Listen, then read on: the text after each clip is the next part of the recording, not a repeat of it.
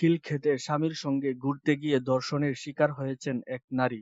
রাজধানীর খিলক্ষেত এলাকায় স্বামীর সঙ্গে ঘুরতে গিয়ে এক নারী দলবদ্ধ ধর্ষণের শিকার হয়েছেন বলে অভিযোগ উঠেছে। এ ঘটনায় জড়িত থাকার অভিযোগে ৭ জনকে গ্রেপ্তার করেছে খিলক্ষেত থানা পুলিশ।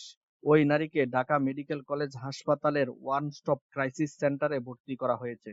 এ ঘটনায় ওই নারী গত শনিবার খিলক্ষেত থানায় নারী ও শিশু নির্যাতন দমন আইনে ৭ জনকে আসামি করে একটি মামলা করেছেন। ঢাকা মহানগর পুলিশের ক্যান্টনমেন্ট জোনের সহকারী কমিশনার শেখ মুত্তাজুল ইসলাম এসব কথা জানান।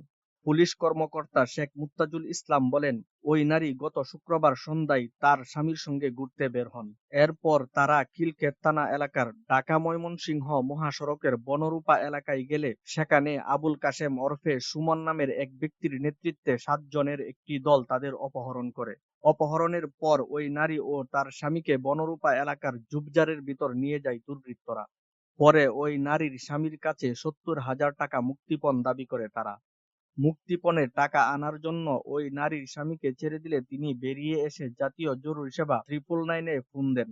পুলিশ খবর পেয়ে সঙ্গে সঙ্গে বনরূপা এলাকায় যায়। পুলিশ সদস্যদের উপস্থিতি টের পেয়ে দুর্বৃত্তরা ঝোপঝাড়ের ভেতর বারবার তাদের অবস্থান পরিবর্তন করতে থাকে। ভোর ৪টার দিকে পুলিশ সেখান থেকে ভুক্তভোগী নারীকে উদ্ধার করতে সক্ষম হয়, কিন্তু দুর্বৃত্তরা পালিয়ে যায়। ভুক্তভোগী নারীর সঙ্গে কথা বলে পুলিশ জানতে পারে তিনি ধর্ষণের শিকার হয়েছেন। পুলিশ কর্মকর্তা শেখ মুত্তাজুল ইসলাম বলেন, ওই নারী পুলিশকে জানিয়েছেন ৪ জন দুর্বৃত্ত তাকে ধর্ষণ করে।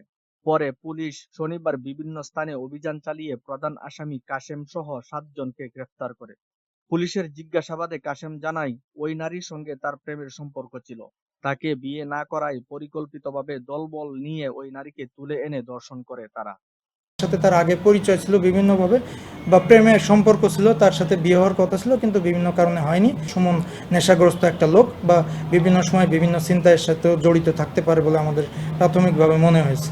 তো এই কারণে তার সাথে হয়তো বিয়ে হয়নি, তার একটা এর কারণে রাগ ছিল। সে তার নতুন স্বামীকে নিয়ে যখন ঘুরতে এসেছে সে তাকে ফলো করে এই ঘটনাটা ঘটিয়েছে।